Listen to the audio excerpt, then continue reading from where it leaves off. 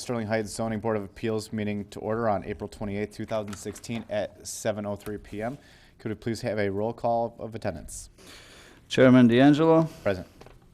Mr. Deming, excused. Mr. Griff, Present. Mr. Militello, Present.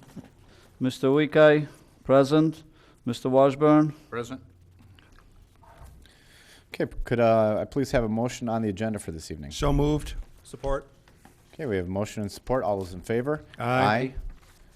Passes. And Mr. McLeod, any correspondence for the evening? Mr. Chair, you just have several pieces of correspondence. Hard copies of the site plans for the application for tonight that were emailed to you earlier. Correspondence from a resident that'll be subject to the case matter, and then also hard copies of the minutes that were also emailed to you earlier. So that's the correspondence for tonight. Okay, thank you very much. With that, we'll bring up our first public hearing for the evening, which is PZBA 16-0002, AutoZone Development LLC. Jeff Cars requesting variances for, first one is 28-foot parking lot setback variance along Van Dyke. Number 2, 8-foot building setback variance along Utica Road. Number 3, 12-foot parking lot setback variance along Utica Road, east side of Van Dyke, west of Utica Road in section 03. Property address is part of 43020 Van Dyke. Is the petitioner present this evening? Hi. While you're making your way up to the podium and getting your stuff set, I'm going to have Mr. McLeod give a little brief summary of what's going on at the property, and then you can present what you're asking for and why. Thank you, Mr. Chairman. As noted, this is an application for 3 particular variances, as you noted. The applicants are intending to build a 6,000 square foot AutoZone auto supply store on a portion of the property commonly known as 4302 Van Dyke. The property is intended to be split off. The property owner actually is currently Comerica Bank. The existing zoning is C1, Convenience Business District. It also lies within the city's Van Dyke River Corridor District. Existing land use is actually a gravel parking area north of the existing Comerica Bank, utilized by the users both the south and the north. Master plan designation is for local commercial. Any the additional approvals that would be required, special approval land use will actually be required for the automobile supply store itself. The applicant is scheduled to appear pending the outcome of this application at the May Planning Commission meeting. So if they are successful tonight, they'll be on that meeting to try to achieve special approval land use. The parcel is somewhat unique in that it fronts both Utica and Van Dyke roads, so it is a double frontage lot. You can see the indicated dimensions there within the review. The site plan has been reviewed overall from the zoning ordinance perspective, as well as the corridor the CIA district, which has a actual separate review body, being myself, the community development director, as well as the building official. So the applicants have made a number of changes to the actual site plan itself as it's gone through. So the actual 3 variance requests being proposed. Sorry about that. In terms of the parking lot encroachment into the Van Dyke Road setback, this is probably the largest variance and most significant setback encroachment. This is for the parking area. They're asking for a reduction from the 35-foot required green space, which is along Van Dyke Road, which is typical for most of our commercial developments. They're asking to reduce that to 7 feet. And again, this is along the entire Van Dyke frontage for the essentially the entire Van Dyke frontage. That area is proposed to be planted with a series of street trees as well as low-level hedge plantings, not only in an effort to try to mitigate out the reduction in the overall green space, but also in an intent to meet what the Corridor Improvement Authority would like to see as part of those developments going forward. The parking lot servicing the bank to the south extends to the road right-of-way to Van Dyke, as does the parking lot for the bar/restaurant use to the north. The restaurant use south of the bank does appear to conform to the required front yard setback along Van Dyke. So those properties on either side of this particular property do have some non-compliance with current ordinance requirements, but as you move further south, the parcels do seem to conform. Moving on to the parking lot encroachment into Utica Road setback. This is a very small encroachment at the very northeast corner of this parking lot that abuts Utica Road towards the southeast portion of the site. The applicants are requesting a reduction in the front yard setback from 35 feet to 23 feet. And again, this is just for the actual corner. It's not as significant as of encroachment as it is along Van Dyke itself. A series of plantings, as you can see in the aerial or the drawing here provided, have been provided, again, in an effort to mitigate out the reduction in the green space being provided there, as well as, again, meeting the intent of the corridor district. There are several, obviously, encroachments as you move further south, as well as further north. Again, both parking lots on either side of this do not comply with current ordinance requirements either. And then finally, the building encroachment into the Utica Road setback. The very northeast corner of the actual building itself encroaches slightly into the required building setback. So the applicants are requesting a reduction in the front yard setback for the building from Utica Road from 95 feet as measured from the center line to 87 feet, again, for just a portion of the building, not for the entire building itself. In terms of, the applicants have provided a number of aesthetic improvements all around the building. And again, you're hearing this repetitive, but the fact that this is done in terms of mitigating out the potential or the impacts of providing the building a little bit closer to the roadway, but also again in terms of meeting the intent of the Corridor Improvement Authority. Again, these are all three non-use variances, so it's a necessity to have 4 affirmative votes to make it pass or to deny it. You can see in terms of the standards there for hardship, practical difficulty in terms of making the decision, and then our recommendations there. So if the ZBA has any questions, I'll be more than glad to try to answer them. Thank you very much. So, sir, could you please state your name for the record and anything additional details you'd like to go into that Mr. McLeod touched on or did not touch on, and a little bit of the background of why you're asking for these things? Yes. Good evening. My name is Wes Berlin. I'm with PEA. We are AutoZone Civil Engineering Consultant. I'm here on their behalf this evening. I'd like to first just say thank you for your time, consideration of our approvals this evening. We appreciate being able to be before you. I'm very pleased to present our project. Also like to thank Mr. McLeod for the thorough report. I don't have a lot to add, but I would like to maybe just touch on a couple items. I would like to explain the level of effort that we've went through to try to make this site work. We've tried numerous parking lot configurations, building sizes, building orientation, access points. We have done basically anything and everything that we can to try to get a layout that will meet. Of course, we would like to meet all the criteria set forth in the zoning codes, but we've basically done all we can to comply with what we can. There's obviously the orientation of the roadways and the close proximity to the intersection of those two roadways causes a pinch point at the north end of our site, which severely limits the usable site area for parking and building. And the sheer size of the building setbacks on the site and the fact that the parking has to be also outside of that building setback really limits and hinders the amount of buildable area for this site. So I just want to point out that we've basically taken every avenue that we can to arrive at this site. As soon as we were basically at a point to where we knew we were going to have to pursue some sort of variance, we focused on several criteria that we wanted to really pinpoint on moving forward, which were obviously we want to comply with as many physical requirements as possible. And we put a heavy emphasis on landscaping, buffering, screening, building facade upgrades, things of that nature. So we really want to ensure the site's attractive. We realize that we're asking for multiple variances, but we think due to the unique size orientation of the parcel, the roadways, we think we've done a good job of making the site aesthetically pleasing and functional for the area that we have to work with. I did prepare a pretty substantial and detailed letter to where I go into a lot of detail to answer the specific criteria listed in the ZBA application. I won't go into great detail, but if I can expand on anything, I'd be more than happy to do so.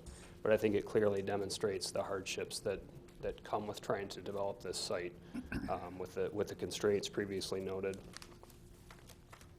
We've also submitted some supporting documentation, specifically an aerial exhibit with some other dimensional setbacks for building and parking in the area. We gave some averages, the fact that we're kind of within the average range in addition to being consistent with the properties immediately adjacent to us, I think is also important to consider as well.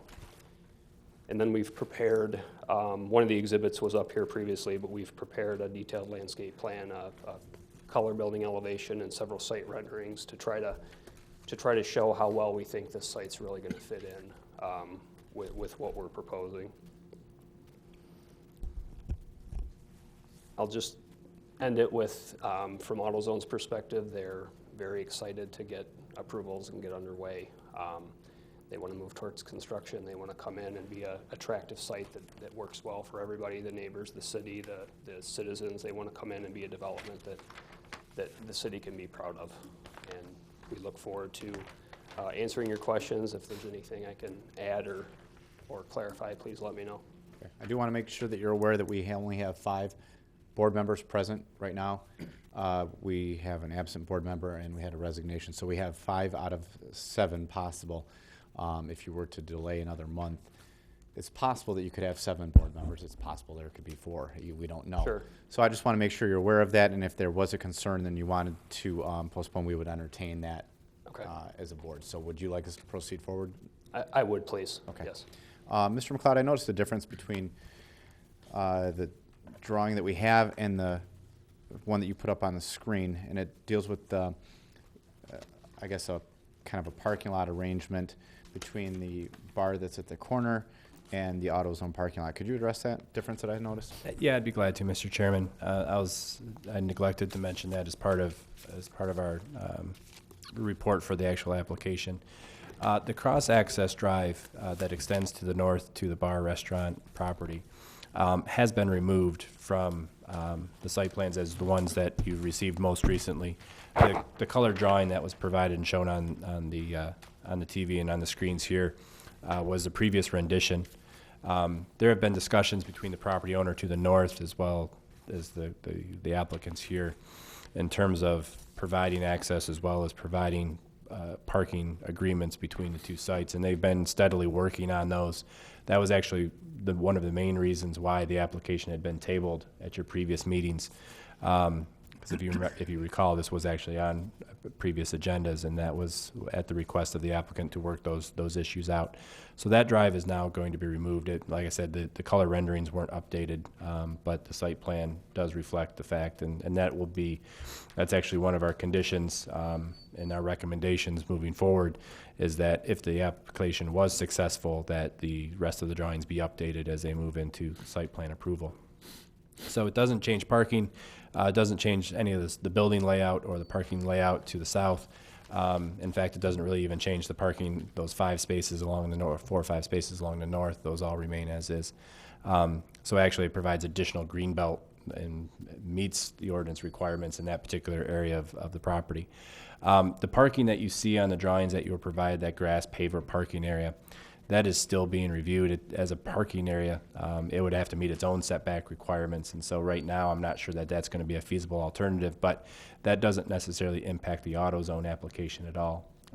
It would simply be something that would have to be worked out between AutoZone, the future owners of the property, and the bar restaurant owner to the north.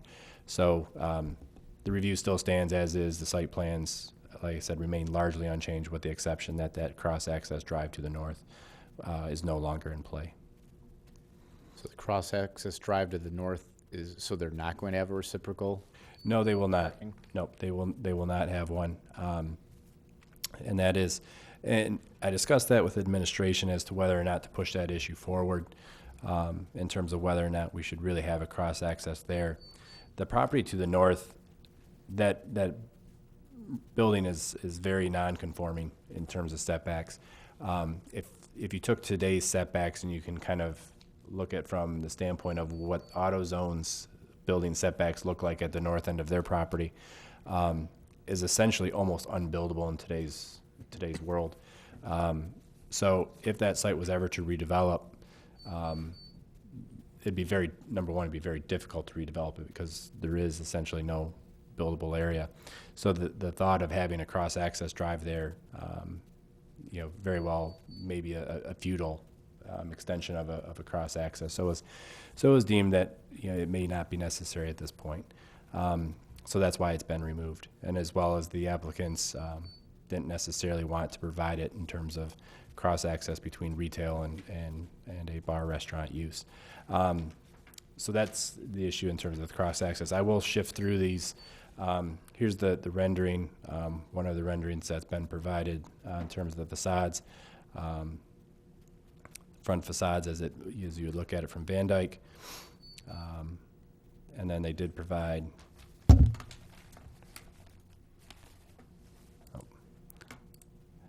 this is an aerial look heading towards the front of the site. And then this is what the site would look like from the back from Utica Road, how it fits into the overall context of the area.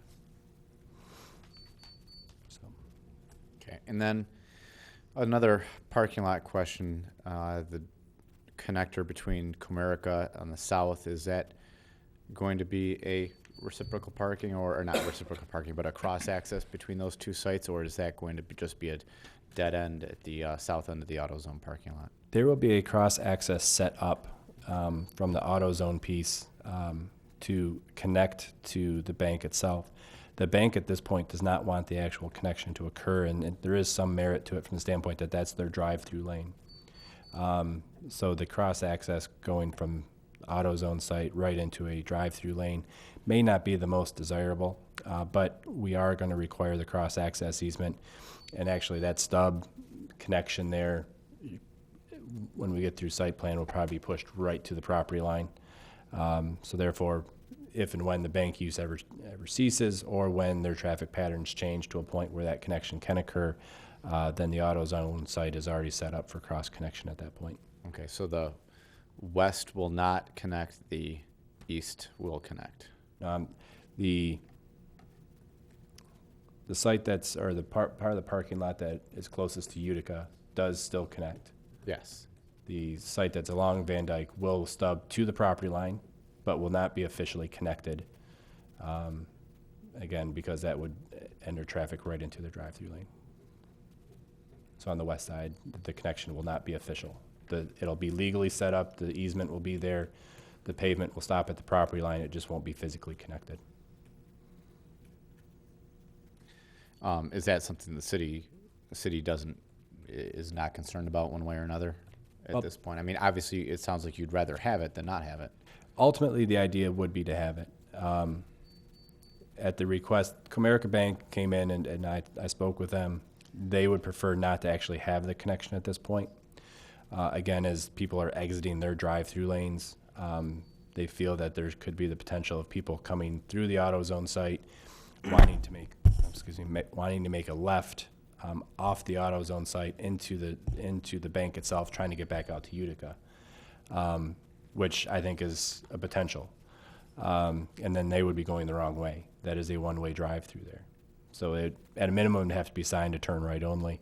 But I think, again, the thought would be is that AutoZone's going to set this up to the point where, at any point that Comerica, again, either changes use or changes traffic patterns, we would have the ability to make that connection at any point. So, Okay, and then a question for the petitioner. AutoZone building size says 6,000 square feet. Is that the standard, smaller, larger than the average AutoZone building? Do you know? That is the actual smallest prototype they have. Okay, that's good to know. Thank you very much. Other board members that have questions for the petitioner? Mr. Chairman, Yes, go ahead, Mr. Grafe. I just have two questions. Sure. Considering that the way the site is now, it's now just a gravel, basically little piece of gravel land. You're not going to see anybody trying to cut through, through the light. Or is there any kind of like a speed bump or something like that for your driveway that's going to be paved at all?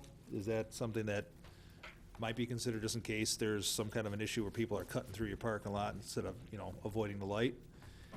And the second question I have, is this a brand new business or is this a business moving from another location? Just to clarify your first question, you're saying if a vehicle were to head east-west, basically between our two proposed Yeah. approaches? Instead of avoiding the light. Sure. Yeah, I think that's a valid concern, but we don't have any intention on putting a speed bump in. I was just asking that question, Yep. is to see if that was something that you were thinking. Sure. Mr. Grafe, can I extend upon that? Would you be willing to put a speed bump in there? If it becomes a problem. If it's Not if it becomes a problem, like, as a condition of approval tonight, is that something that we can? Before we get there, I've been in conversations with the fire department lately about speed humps and traffic calming devices in general. I wouldn't want to go down that road No. right now without having fire department consultation. Okay, all right, thank you. So, I'm sorry, Mr. Grafe, you can continue. I was just asking the question. Yeah, I thought that was a good question, good job. the second question, this is not a relocated business. Okay. It's a new business. I just didn't want to have an empty building. Sure. That's all, thank you. We get rid of it? All right, do we have any other questions for the petitioner? Mr. Chairman, Mr. Washburn? so on a really busy day, which I would imagine would be right about this time of the year on a Saturday, but what is the maximum number of cars you figure you're gonna have in that parking lot? I can get some parking data. I have some parking information here with me, if I could step Rough away. estimates. The busiest hour occurs Saturday at 11 a.m., and the maximum number of cars per hour is roughly 50. Okay. So at any given point, it would be considerably less, presuming that people are there for fractions of a full hour, basically. So If you wanna that's, stay with what you've got here as far as parking numbers? yes, we are actually right on the minimum per code Okay. with what we're Thank you. proposing, yeah. Okay, any other questions for the petitioner? Seeing none, we will let you take a seat for a minute and bring it to the public. If there's anybody here that wishes to speak on the matter, they can approach the podium, state your name and any questions or concerns you might have, and we'll make sure that the questions get addressed with the petitioner. Hi, Hi, good evening. Karen Birdie, do you need my address? that'd be great. 31851 Mound Road, Warren, Michigan, Thank you. 48092. I represent Al's Hideaway, and I will say that AutoZone has been very accommodating in sitting down and working with us. Obviously, you see from the plans, this is a very unique piece of property, the shape, the size, and the way it's laid out. So it brings some issues to bear that maybe a regular piece of property wouldn't bring. One of our concerns was that we were going to be left, if you will, we've always used much of that gravel lot for parking. And our concern was this sale, et cetera, going to leave our piece of property non-viable. And so we've worked with AutoZone, and we have a plan wherein we are going to be purchasing that piece of property that I think you have shaded. And that will make Al's Hideaway more viable as a piece of property, still understanding what Mr. McLeod has stated with regard to current setbacks, et cetera, but it will make for the entire area to function much, much better than had we gone with the first plan. We're here in support of their variances, and we're hoping that you grant those variances for them tonight. Thank you. Any other members of the public wishing to speak on this? Seeing none, we will bring it back to the board. Mr. McLeod, can you go through, I'm just kind of curious, a little bit of what's going on here. This is currently, Comerica has to split it. Have they received approval for the split? If that's what has to happen, and then once that split happens, then they're going to sell this piece of property to AutoZone, and then AutoZone is going to sell the northern piece to Al's Hideaway. Is this sound around accurate? That sounds about accurate. So right now, the entire parcel is owned by Comerica Bank. The applicants have not sought a lot split at this point. They are waiting until whether or not they receive approvals.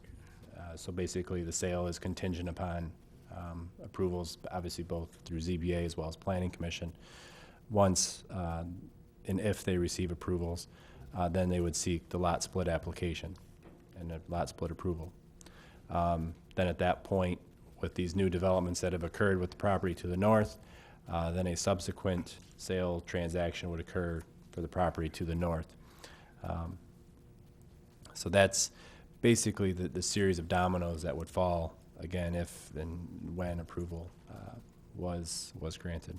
So if we grant a variance for setback for parking for this property, will it continue when if and when Al's Hideaway buys the northernmost portion? Because on the diagrams that I see right now, it looks like the parking would be in the setback. Or I would that don't- require another variance? I think that would require a separate variance. I don't, in terms of, because number one, the setback issue for for instance, the parking along Utica Road was advertised at a certain distance. Obviously, the parking shown there is well encroaching into what was even advertised as part of that application. Same thing in terms of the parking along Van Dyke, even though not as to a great extent. The other issue that would arise is that right now the city doesn't have a standard for a grass paver parking lot. Well, maybe from an environmental standpoint, not a bad idea, but we don't have a standard for it right now, so that would probably also be another variance. The other issue would be is that if it was improved then as a full-blown parking lot, the question arises as to whether or not the remainder of that parking area that's existing now for the restaurant would then have to come into compliance with current requirements. So it starts a whole series and a whole domino effect if that area was improved as parking. So I think that would need to be addressed as a separate issue moving forward. Like I said, I think the AutoZone application, with or without that parking area and with or without that land area, can move forward, as originally advertised and as originally kind of foreseen. So I think maybe the motion, if the ZBA makes that motion, should specifically exclude any parking shown on the north end of the site. And will that reduce the amount of the lilacs or whatever else they're planting on the property? I'm trying to remember. I think there was quite a bit over there. Is that significant? What you would simply do, and again, I think that was part of the recommendations if you chose the motion to approve, would be that the plantings that were shown in that particular area would actually be transferred to the area that was once shown as the cross-access drive. So it just simply shift the landscaping to the Van Dyke frontage and continue that to a degree. So, I think the intent of the landscaping scheme would still be there. Maybe, and again, somewhat reconfigured. They would have to show the revised plans moving forward, showing if that particular property was going to be excluded and how the landscaping requirements were still being satisfied. Okay. All right, any other discussion or motion on the case? Mr. Chairman, Mr. Washburn? just a question. If this is approved as given to us tonight the way it's shown, shouldn't this plan show landscaping then in the setbacks rather than this parking? You know what I'm saying? Well, I think that going back to what the chair and I were just discussing, was that parking shouldn't really be recognized within any motion. But if should the the approved plan reflect that as being landscaped? It will actually be transferred, is the intent of the owners involved here, to the property to the north. So that will. Before this would become final approval. It would go to planning commission first, wouldn't it, anyway? Right, because it still has to go to planning commission, so. A while back, we had a discussion on some case where we had a property split situation, and I think Mr. Denault was discussing some questions. Do you recall that? I don't remember the specific case, Neither do I unfortunately. right off, but I know there was a lot of board discussion on it that night. But I honestly don't know what the final decision was on that one, but it had to do with a lot split. I think that one, that was the Kroger, Kroger gas. Kroger gas Is that station. what it was? Yeah, the Kroger gas. The concern being that the variance being granted for the parcel as it existed then would not extend to the split piece after it was sold. Okay. That wouldn't have It had any to be- bearing on this. It had to be so then. defined, that's what we did. in that Different one. thing? Well, this Is is, it?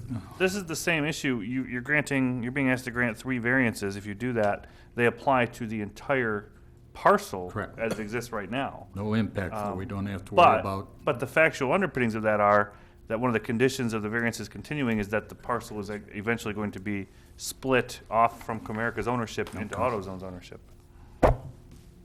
No other questions from me, Mr. Chairman. Thank you, Mr. Washburn. Any other discussion or questions or a motion? I'll make a motion. Mr. Militello. PZBA 16-002 AutoZone Development, a portion of 43020 Van Dyke. I move to approve the variance with the following conditions. Number 1, that the decision of the board will remain valid and enforced as long as facts and information presented to the board in public hearings are found to be correct, and that the conditions upon which the motion is based are forever maintained as presented to the board. The petitioner agrees to abide by, comply with all ordinances of the City of Sterling Heights, regulations of every lawful agency or governing authority now and hereafter in force. Number 2, notice of approval of the variance shall be delivered to the city clerk's office within 60 days after the approval date of the applicable meeting minutes for recording in the Macomb County Register of Deeds. Failure to file those notice shall serve as grounds to revoke the variance. Number 3, a hold harmless agreement in favor of the City of Sterling Heights shall be delivered to the city clerk's office within 60 days after the approval date of the applicable meeting. Minutes for the recording of the Macomb County Register of Deeds. Failure to file this agreement shall serve as grounds to revoke the variance. Number 4, the proposed property split be accomplished meeting requirements of the city. And number 5, that the lilac hedge be extended to the north property line between the Cross Connections Road and the Van Dyke Road right-of-way. Number 6, the revised plans be provided for planning review for reflect the revised property line. Removal of the cross-access maneuvering lane to the north, revision of the landscape plan, etc. With the following findings of fact. Number 1, the property is uniquely shaped due to the configurance of Utica and Van Dyke roads at an acute angle, and then the front setbacks are required along both road frontages for both buildings as well as parking. Number 2, the applicant has provided additional architectural amenities to limit the visual impact of the building encroachment into the required front yard setback. Number 3, the front yard encroachment of the building is limited to the far northeast corner of the building, not the entire building facade. Number 4, the applicant has provided an increase in landscaping within the front yard setbacks along Van Dyke and Utica roads to offset and reduce the size requirement greenbelt. Number 5, the parking lot encroachment into the front and yard setback along Van Dyke Road, setback along Utica Road is limited to a small portion of the northwest corner of the parking lot, not the entire parking area. Number 6, the parking setbacks for the properties on either side of the proposed development extend essentially to the property line and do not conform to the minimum 35-foot green belt requirements. And I should have went and picked up my new glasses because I can't see this. You don't need to. It just says other. I'll support, but I have a question on number 4. Go ahead. Requirements of the city and, what are we missing on that? Yeah, I was wondering that too as I was reading it. I think it's just continuing to number 5. Yeah, I think that was, It's just a continuation in I think it number was five? yeah, Okay, rather than just letting Maybe the- originally it stopped at number 5 and then they add okay, another. perfect, support. number. Okay, so we have a motion made by Militello, support by Grafe. Any discussion or questions on the motion?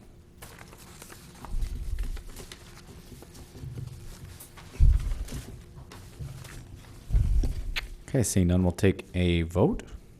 Chairman D'Angelo, Yes. Mr. Deming, absent. Mr. Griff, Yes, Mr. Militello, Yes? Mr. Weekai, yes. Mr. Washburn, Yes. motion passes. All right. Congratulations. I've got some paperwork for you. This one he gets. There you go. Good luck.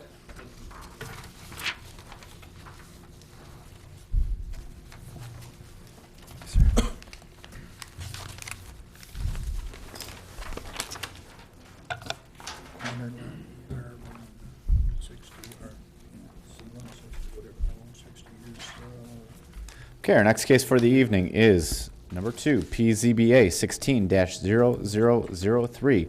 Ahmad Potres requesting board approval for a variance to allow for the expansion of existing non-conforming use east side of Merrill Road between 19 Mile Road and 19.5 Mile Road in section 04. Property address is 43700 Merrill Road. Is the petitioner present this evening? You can start to get your stuff settled in while I give the floor to Mr. McLeod to give a little description of what you're asking for tonight. Thank you, Mr. Chairman. In front of you tonight is a request for an expansion of a non-conforming use to allow for the construction of about a 1,300 square foot addition to the existing place of worship. The property right now is zoned M1 Light Industrial District, which doesn't permit a place of worship as of right or as a special land use. So therefore, the property has been deemed a non-conforming use based on our ordinance. So therefore, any expansion or enlargement of the non-conformity requires zoning board of appeals action. Hence why the application is in front of you tonight. So the church itself is requesting approval to do this 1,300 square foot addition for a chapel facility. Then if additional approvals that would be required, site plan approval would be administrative at that point if the expansion of the non-conforming use was approved. So again, the property is zoned M1. In terms of the overall surrounding areas, they are zoned M1 as well. Property to the west across Merrill is zoned R60, one-family residential, and is developed as single-family homes. The occupancy level for this proposed addition is approximately 47 persons. The applicants have indicated, though, that it is not a overall intensification of the development, though, from the standpoint that the chapel will not be used at the same time as any point in terms of services going on. That it will be, again, no additional persons above and beyond that. It'll simply be a place to go to when people are already at the particular facility. Therefore, they didn't believe any additional parking is going to be required. However, based on the last application that the ZBA saw for a use variance for the senior housing facility, there is a significant number of parking spots on the site, which are far in exceedance of what minimum ordinance requirements are. So in terms of the actual building itself, it's essentially a one-story building at the rear portion of the property. A rear portion of the building won't be visible from Merrill Road, kind of tucked in the existing architecture of the building as well. It doesn't really impact parking in terms of its location. And so the ZBA has specific references in terms of when to permit an expansion of a non-conforming use.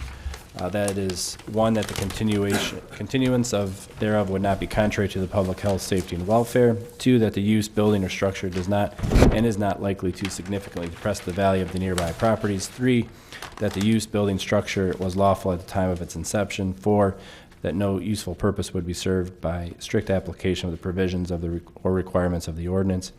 And then number 5, expansion will not have an adverse impact on the adjoining property. So with that, I'd be more than glad to answer any questions that the Zoning Board of Appeals may have. Okay, thank you, Mr. McLeod. All right, welcome.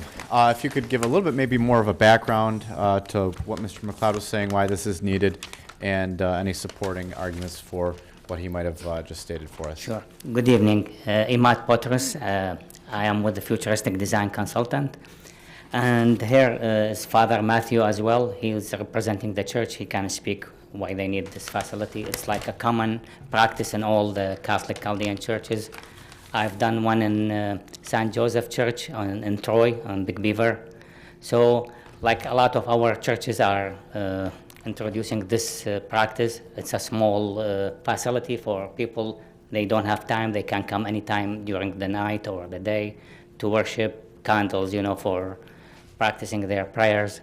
It's not it's not going to be conflicting with the Sunday masses or any other services in the church. So it's becoming like very common practice for our community. And Father Matthew is here if he can speak more, if you don't mind. Just state your name and then what you'd like to extend upon that, please. My name is Father Matthew Zaytuna, and what was the other? Oh, just your name is fine. Oh, okay. Yeah, I'm the associate pastor at Holy Martyrs Chaldean Catholic Church, where this site would be placed. And essentially it would be an adoration chapel, a place of devotion as well, where an individual can go inside and within the context of the Catholic faith, belief in the Eucharist, the host being, according to the faith, Jesus Christ present, one can go in and just pray before the Blessed Sacrament. That would be the idea behind it. One can just go in, sit, it would be a silent prayer. The rules in the chapel in and of itself would be silence. And so it would literally just be placed there for those who would like to pray outside of any scheduled worship hour or activity. It's its own separate thing where there's going to be no formal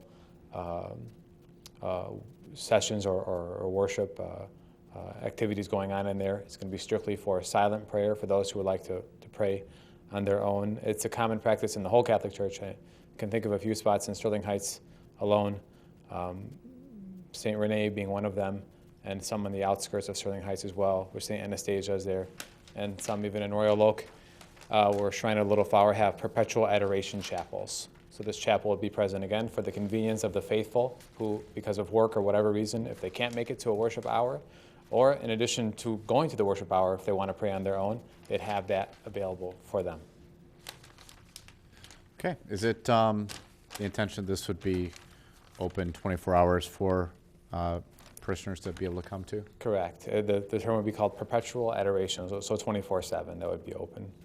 And will there always be somebody present there from the church 24/7? No, the idea is that the typical protocol is that if the Eucharist, the Blessed Sacrament is exposed, there should be someone present, but the way in which this is being built is so that when someone is not there, they can simply press a button or move a knob and unexpose the Eucharist so that there wouldn't necessarily be a requirement, but down the line, that is a very real possibility. And depending on the growth of the church in America, probability.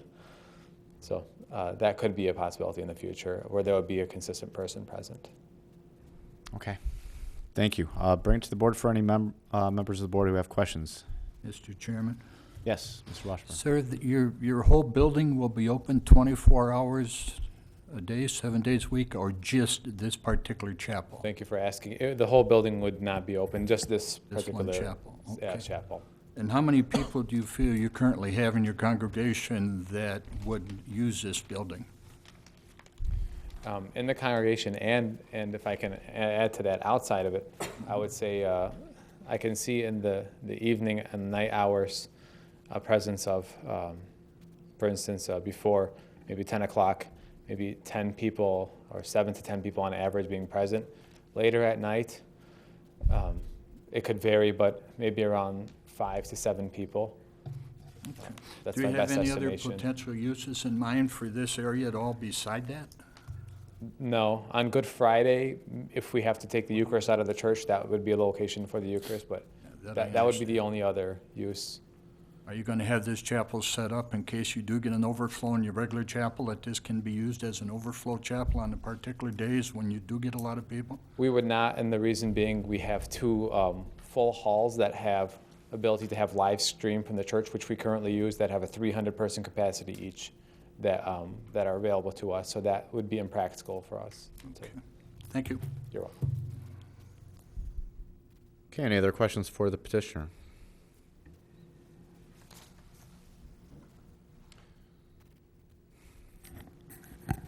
Gentlemen, there's no, I just have to ask this, no concern about the security of the facility with being open and not supervised? Yeah, we will have like alarm system, and there will be no access to the main building. It will be only this particular facility. We'll have only one entrance and one exit to go. There will be no access to the main building. There will be like night lights and alarm system and I mean, we took that in consideration when we're going to submit for a building Is that permit. going to have security cameras? It Yes, hasn't been discussed, but it's the intention. I would like to have that, but I have to I get just it don't know approved, if that would, you know, if I was a parishioner at your church and I heard that there were going to be security cameras there, maybe I want it to be more of a private thing. I don't want people to know that I'm coming to pray. I just don't know if that's even something Sure. that's, obviously I'm looking at it from a security standpoint right now. And that's what I'm looking at. And I want to make sure that there's not going to be any issues, concerns that residents might have about the security of this. And I get it. I see what you're doing. I don't foresee it, but I'm thinking worst possible scenario. I'm thinking that through. If I can add to that, we're open to putting security cameras so that should someone need to open the door, for instance, for somebody they can see who's outside, something like that, if that's what you're getting. I'm just want to make sure you guys have thought it through.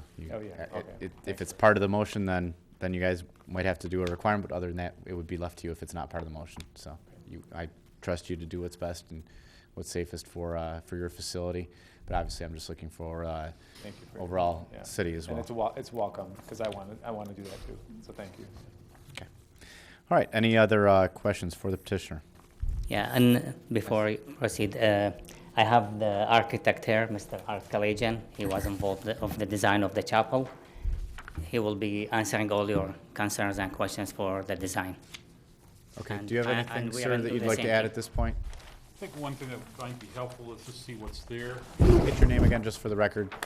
Arthur Kalajian, K-A-L-A-J-I-N. Thank you. Basically, I did the structure of mine, helped me with the detailing and the mechanical and electrical. What we took was. Sir, you can put essentially- that on the actual table, and there'd be a camera from the ceiling that will zoom down on that and be able to pick that up so that you can talk us through whatever you want to show us on there. Hopefully it's working. There we go. If you turn it over, turn around. There we go. Perfect. What you see here is the area where this chapel's going to be. It's already a green belt area, but it's also going to do one thing good aesthetically. It's going to hide two mechanical areas with ducts right behind these shrubs. So what we're looking at is the building facing linear along here. In this upper view, this is the frontal view from the parking lot, which the building will sit sandwiched with the proper distance from the existing facility per code.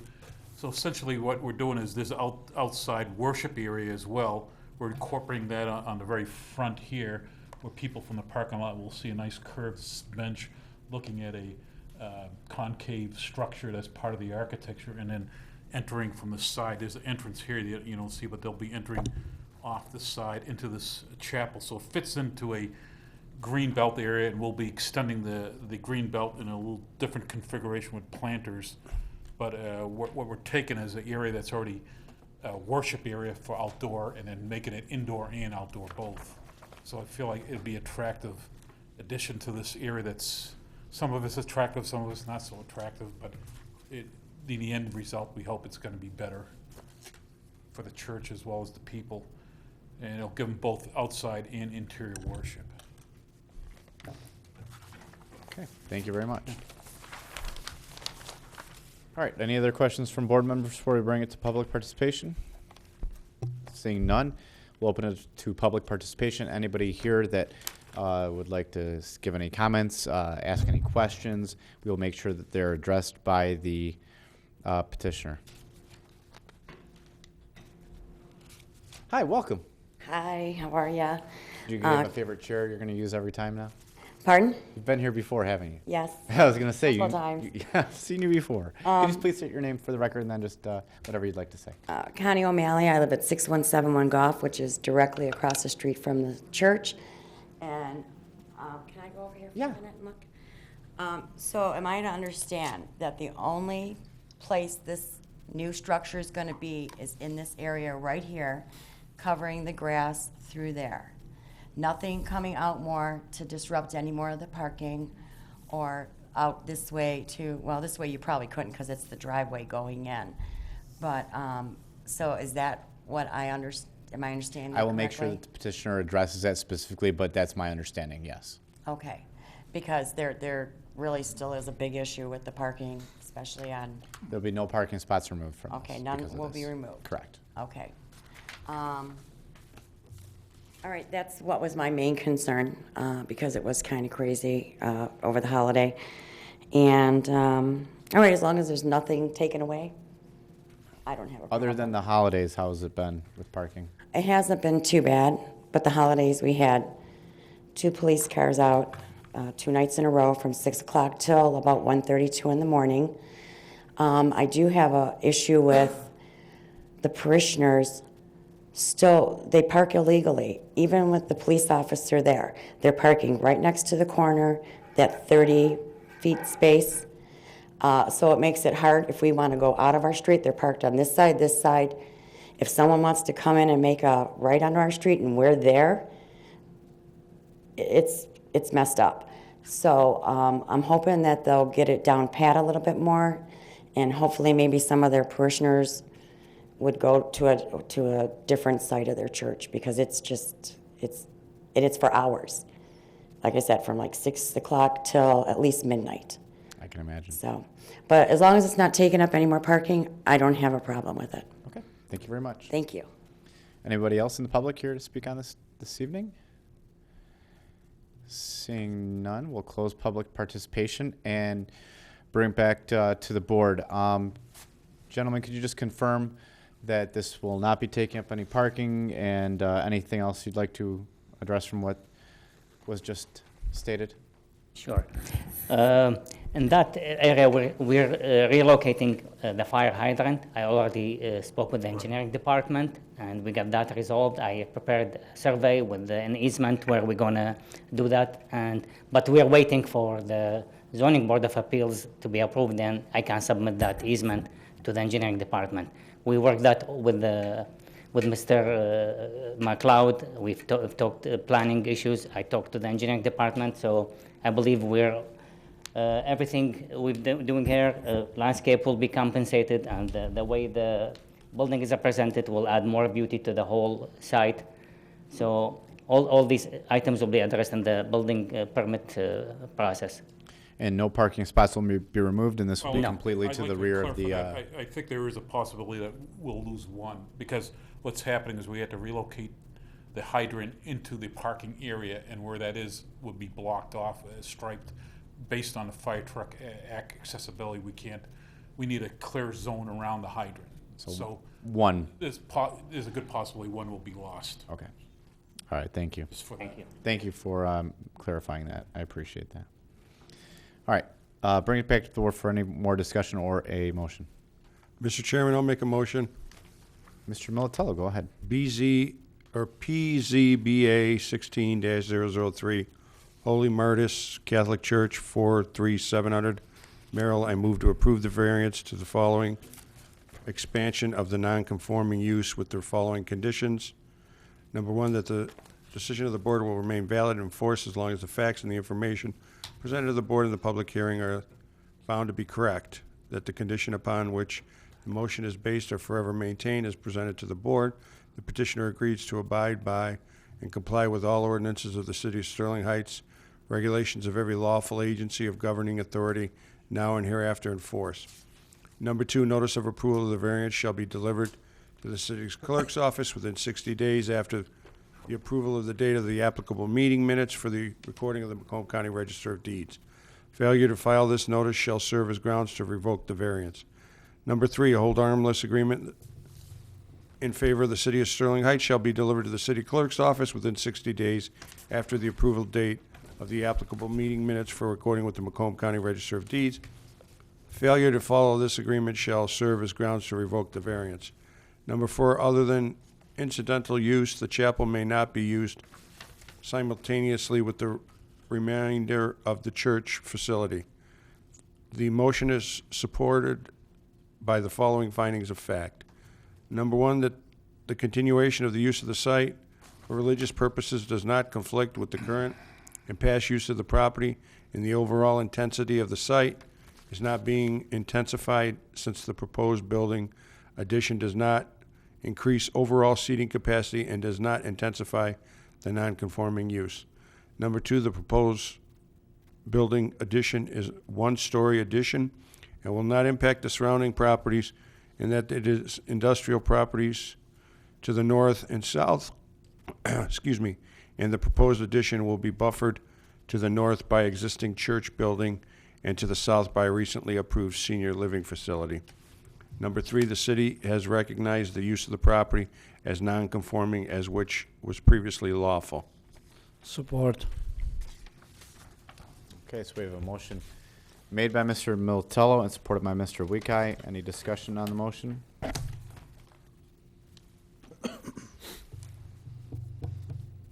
Okay, seeing none, we'll take a vote.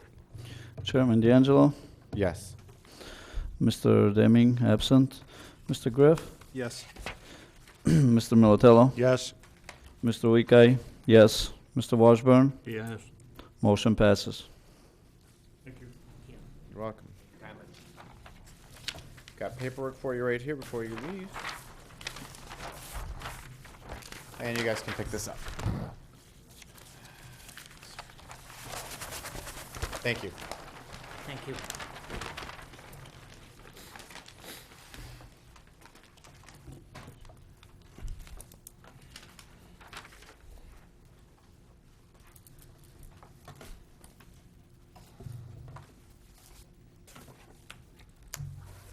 Okay, I'd like to have our next case, number 3, PZBA 16-0005, Larry and Kristen Parker requesting board approval to permit a 6.51-foot variance to the required rear yard setback west side of Ladrone between Southgate Drive and Martha Street in Section 13. Property address is 39063 Ladrone Avenue.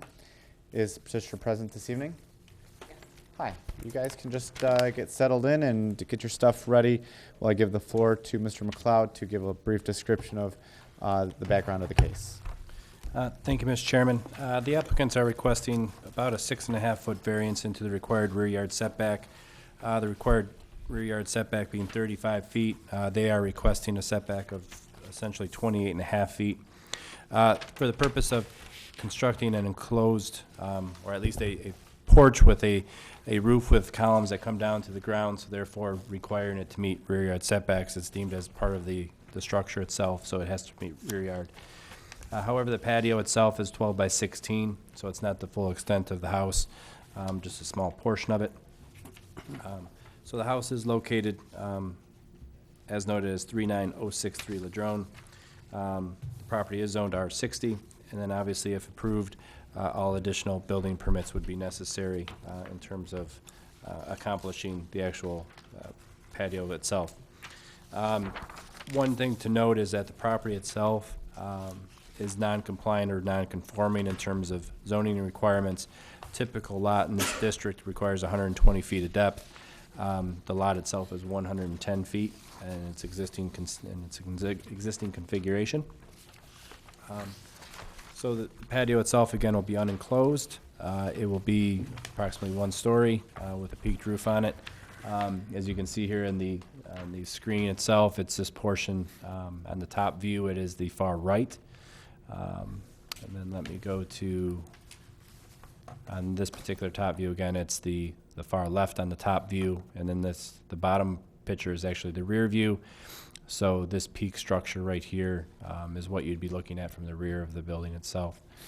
So again, it's an unenclosed structure. It doesn't provide walls or anything of that nature. So thereby potentially reducing the impact of the structure, but still therefore requiring a variance from the standpoint that it touches down on into the required rear yard setback. So again, dimensional variance for the Zoning Board of Appeals to consider. If you have any questions, by all means, I'll try to answer them. Okay, thank you very much. So whoever's going to be speaking this evening, if you could come up and state your name and maybe a little bit more background of why this is needed and what you're looking to do. My name is Kristen Parker. As he described, we're trying to add a covered patio off the back of the home.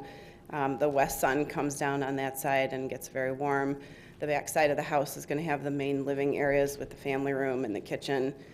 So we're looking for some protection from the sun from that side. Anything else? No. Okay, I'll bring it to the board for any questions for the petitioner. Before that, though, I do want to, Mr. McLeod, in this subdivision, this was platted, maybe Mr. Washburn might even know, he was probably around 1930s or so. Yeah, weren't you the Not director of quite. planning back then? Do you know, either of you know any background on when the history of this subdivision? Because I know that, and I think and I just want to confirm that this is fairly typical lot size in this area of being 110 feet in depth. The initial lot, or the initial subdivision, when it was plotted, was actually set up to have vacation homes for a number of people who were in Hamtramck, believe it or not, that's true.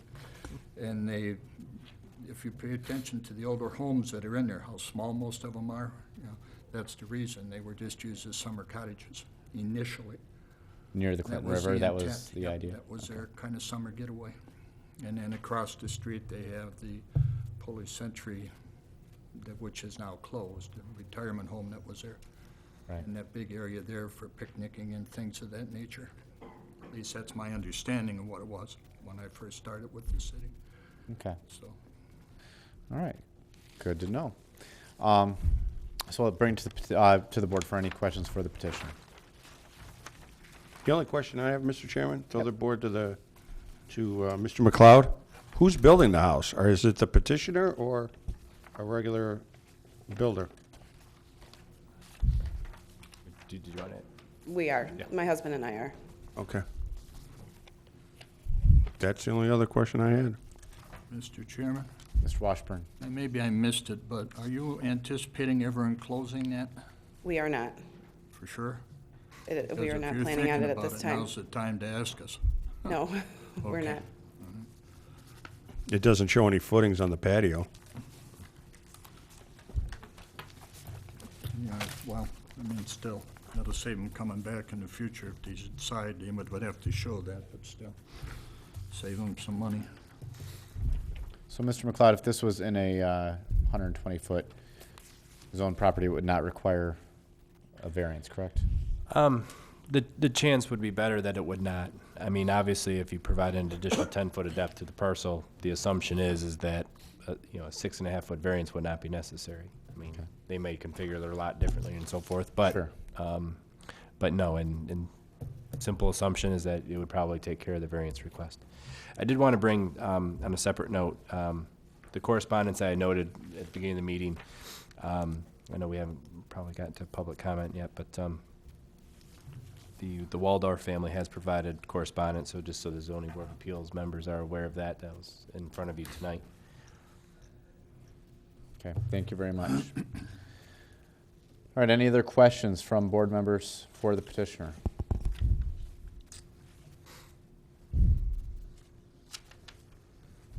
Okay, seeing none, we will allow you to take a seat for a moment, and if Thank you. anybody from the public would like to speak, you can come up to the microphone and state your name and any questions or comments you have regarding this case. Mr. McLeod, do you want me to do anything with the letter from Mr. and Mrs., I'm guessing, Waldorf, Alan and Kim Waldorf? Well, I think obviously it'll be entered into the record. I think in speaking with them, and then they provided this letter, one of their actual concerns was not actually necessarily the variance, but I think they still have concerns with that, but was the side yard setback adjacent to their house at 5 or slightly over 5 feet. I think they feel like they're being somewhat pinned in from the standpoint of setbacks on either side of them. Side yard setback, as shown and as being provided on the plot plan, does meet our ordinance requirements. I think their question was just that with the 20 or close to 20 feet on the opposite side of the parcel, was there any room to request the petitioner to move the house slightly to the south, thereby increasing that 5-foot setback from the side yard that abuts their residence. So that's not really of any concern of what we're looking at right now?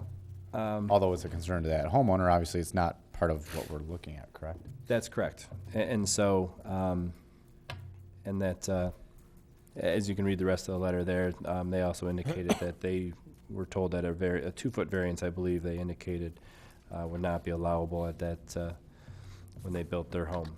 I'm not sure necessarily who denied that opportunity, whether that was done administratively, whether I was told by their builder, whatever the case may be.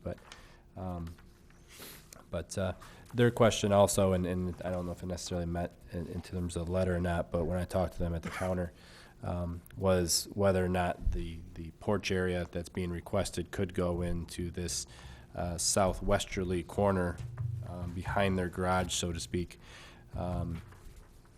and not require a variance. And so whether the zoning board of appeals wanted to take that into account or not. So Well, it doesn't sound like that would meet the purposes of why they are having it. correct. So I just thought I'd bring that up, though. So. Okay. But just so I guess everybody's aware, and I guess I want to make sure that I'm clear on this as well. When a resident states we were denied the opportunity to ask for a 2-foot variance, administratively, if a resident, let's say I came and wanted to ask for a variance, do you have a right to not allow me to fill out that paperwork, pay the fee, and request a variance? Does the city have the ability to deny me the opportunity to ask for a variance? No, not at all. I mean, so while there may be discussions as to whether what administration feels variance has merit or not, at any point anyone can make application to the ZBA. So. Okay, so there can be no denial of the opportunity to ask for it. It might be advised not to because of the experience that the planning department brings to maybe what is being asked, but certainly not a denial for a request. That's correct. Okay, I just want to make sure that was clear to that homeowner owner or anybody else. All right. Excuse me, Mr. Chairman. I Mr. have one more Militello. question. When was their house constructed? Do we know, The Waldorfs? Mr. McLeod? I don't know an exact date. It's a relatively new house, though. So, I mean, it would have been within the last several years, probably. That's it, Mr. Chairman. Okay. Any other questions for the petitioner? Okay, so we've had public hearing.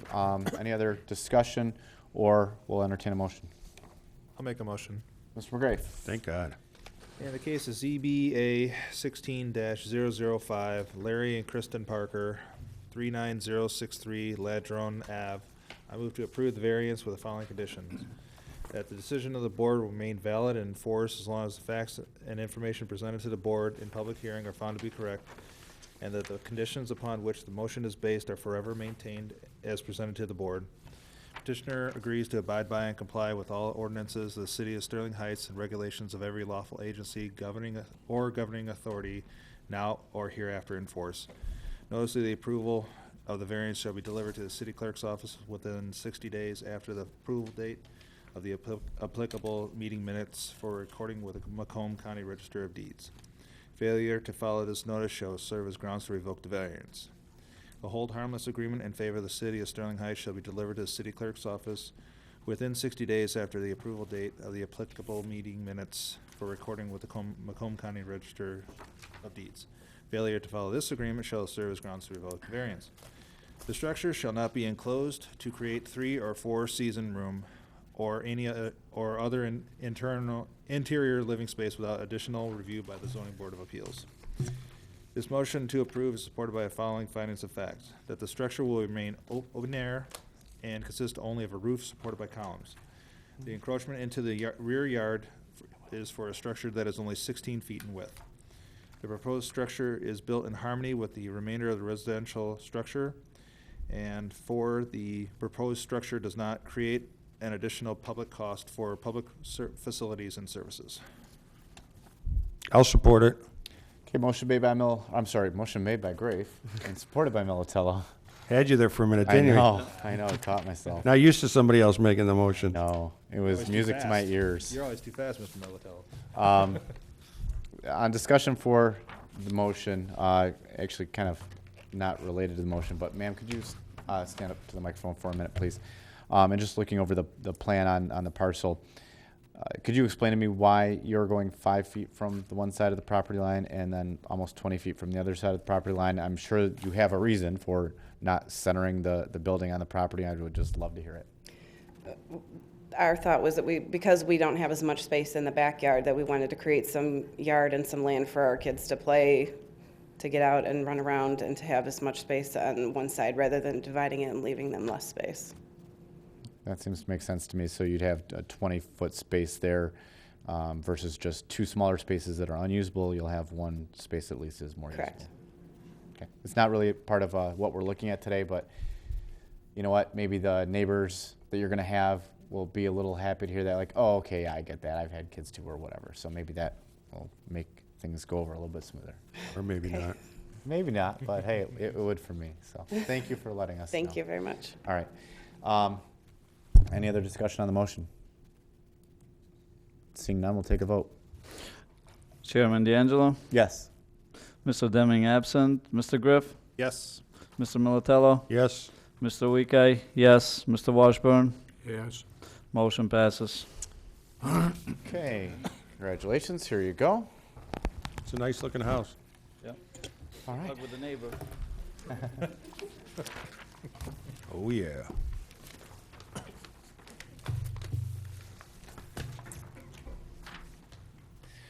All right. That brings us to our final case for the evening. Number 4, PZBA 16-0007. Ronald McLean requesting board approval to permit a 3.5-foot variance to the required front yard setback on a corner lot west side of Casimira Drive, north of Martha Street, in Section 13. Property address 39305 Casimira Drive. Is the petitioner present? Yes.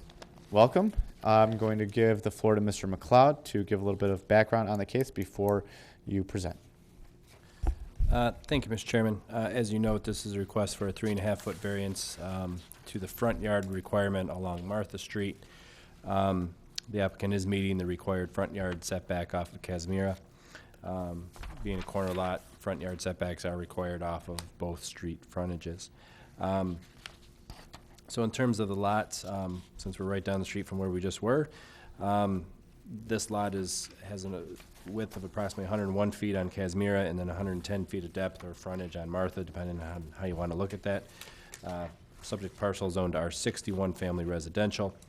And that in the R60 one-family residential, as we spoke of last time, the required lot depth is usually 120 feet. Again, these are platted at 110 feet. So basically the lot, even as combined as 3 lots, 3 original lots, is a non-conforming lot based on ordinance requirements for today's standards. The abutting properties are also zoned R60 single-family residential and constructed as such. So in terms of the required setbacks, as noted, all the other required setbacks have been met or are proposed to be met by the applicant.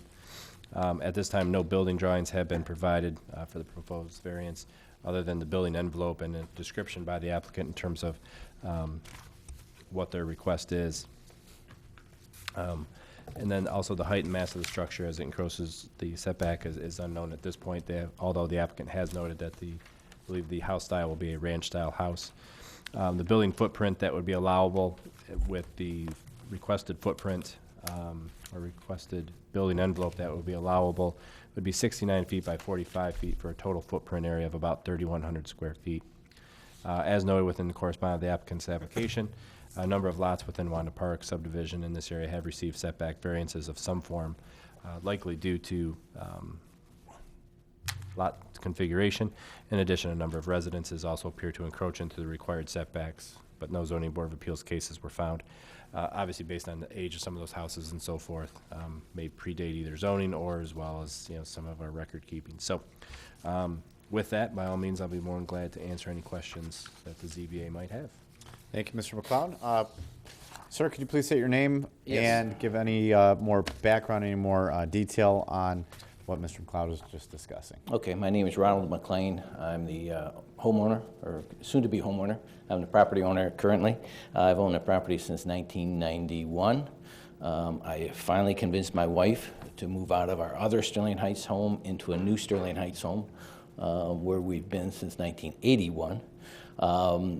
And in designing the ranch-style home, we're trying to get all the amenities we can, that we desire, into this new structure. We have a preliminary building plan based upon the current buildable footprint. The Martha side of the house will be the hip-style roof. It will be, if you grant me the encroachment, the whole 45 feet depth of the home will encroach into the 3 feet on the side. That will be the lower part of the roof. It will be the hip roof style there. The house directly across the street from me is probably 20 feet from the curb. I will be 37, I think, feet from the curb. So I will be, when you look between the two of us, you won't even notice the difference. The property kitty corner to mine has already received over an 8-foot rear yard setback into they sought a variance. It's all spelled out in my letter there. So I request your approval to build 3 feet to 3.5 feet into the side yard setback. It's really 3 feet. Apparently, from the surveyors, the property lines there are not perpendicular to each other, so that half a foot has to come in somewhere. They sit just a little bit crooked on the two property lines, sit a little bit off of 90 degrees. Okay, thank you very much. Bring it to the board for questions for the petitioner. Mr. Chairman, to the petitioner? Yes. You're building a 3,100 square foot? No, that's a 3.5 car garage. Okay. 3-car garage, a little bit bigger than How big is the actual house? 2,400. It's a nice-sized ranch. Getting older, and we don't want to make the stairs. Amen, I'm with you. Are you doing it yourself, or you? I'm subcontracting now. It's the only questions I had, Mr. Chairman. Okay, thank you very much, Mr. Militello. Chairman. Mr. Washburn. Do you have a drawing of the house? Pardon me? Something you can show us that shows what the yes. house looks like? Oh, yeah. We have, I have the existing.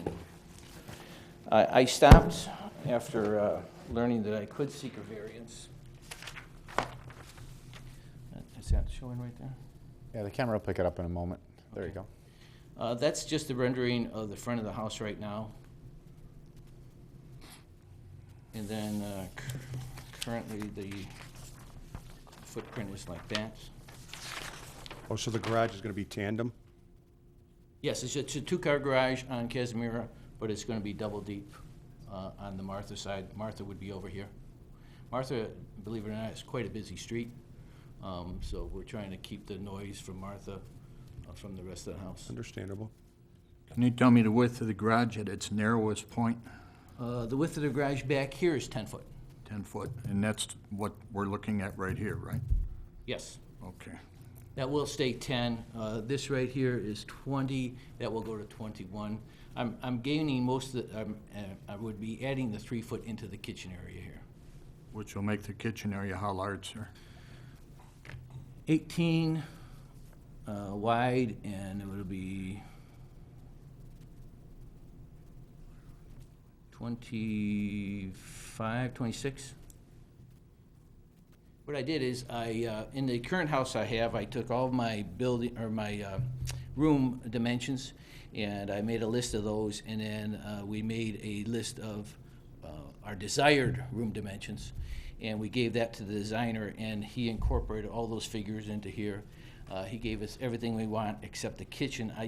I just don't like this area here in the kitchen, and if I'm going to be spending this much time and money into a house that we'll probably stay in for quite a long time, I want to make sure the kitchen is ideal since we spend most of our time there anyhow.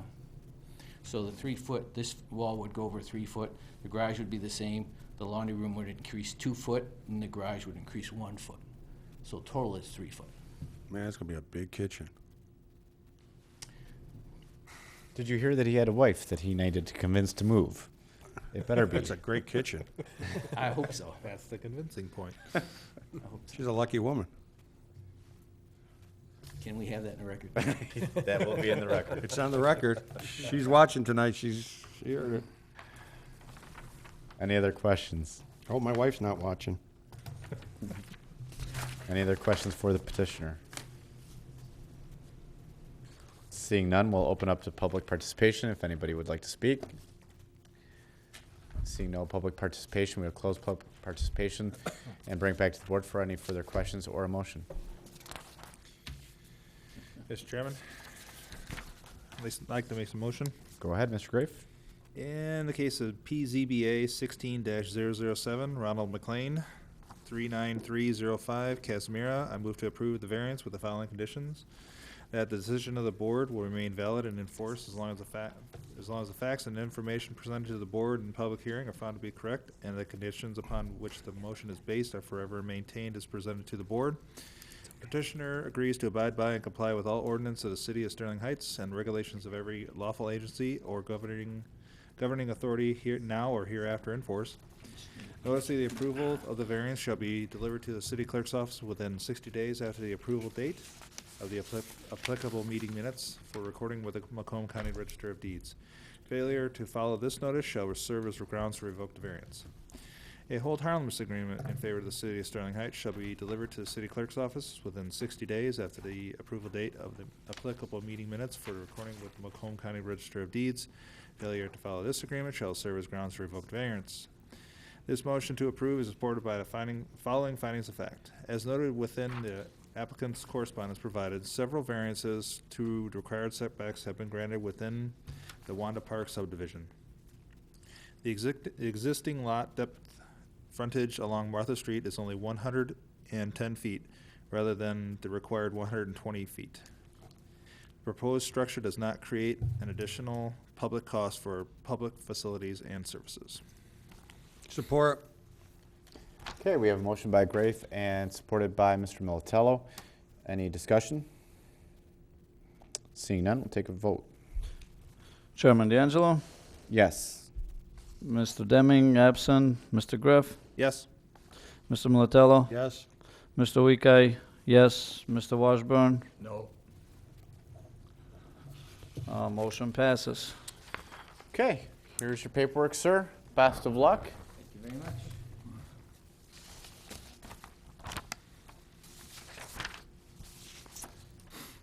Okay, and that brings us to approval of minutes from the March 24th, 2016 meeting. We had a printout of those today. Mr. Those Chairman? were emailed to us, I believe, just a day or two ago.